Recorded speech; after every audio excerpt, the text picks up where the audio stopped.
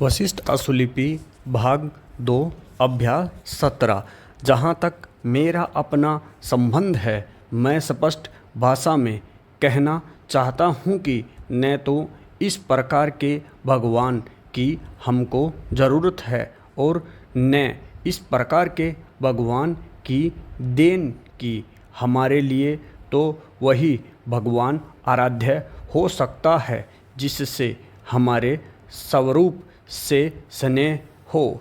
इस प्रकार का भगवान हमें कभी पसंद नहीं है जो इस देश की एकता के लिए एक विदेशी भाषा को देन के रूप में हमें दे। जहाँ तक अंग्रेजी को भारत में जारी रखने का प्रश्न है, आप मुझे इस सत्य को प्रकट करने की अनुमति दीजिए कि भारत में अंग्रेजी भाषा को टिकाए रखने के लिए एक अंतर्राष्ट्रीय षड्यंत्र बड़े पैमाने पर काम कर रहा है, जिसके अंतर्गत यहाँ पर कुछ शिक्षकों और समाचार पत्रों के माध्यम से बहुत सारा पैसा इसी उद्देश्य से व्यय किया जा रहा है कि जिससे इस देश में अंग्रेजी के पक्ष में वातावरण बराबर बना रहे और यहाँ पर ऐसी स्थिति उत्पन्न की जाए कि अंग्रेजी इस देश से न हटे। हमारे मित्र ने कहा कि दुनिया में जो भारत का रूप गया वह अंग्रेजी के माध्यम से गया, लेकिन वह शायद भूल गए कि हमारे देश के ऋषि और महर्षि भारत के जिस रूप को लेकर गए थे वह रूप कपिल और कणाद ने दिया था।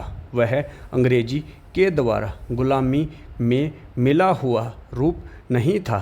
यदि संसार में हमारा रूप अंग्रेजी के माध्यम से गया है तो कैसे केवल 19 वर्ष पहले निर्मित राष्ट्र इजराइल ने अपनी भाषा हिब्रू के माध्यम से संसार के देशों में अपनी स्थिति मजबूत बनाई है। प्रश्न यह है कि उसका रूप किस माध्यम से संसार में गया। जर्मनी और फ्रांस का गलत तथ्य देकर एक विदेशी भाषा का पक्ष लेना समझ में नहीं आता है। आज कहा जाता है कि जब तक हिंदी और दूसरी भारतीय भाषाओं में वैज्ञानिक और तकनीकी साहित्य तैयार न हो जाए तब तक वे शिक्षा का माध्यम नहीं बन सकती है।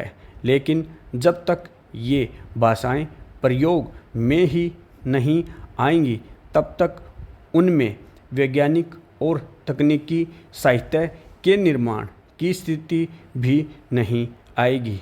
इस प्रकार की बातें कहकर कई साल निकल गए।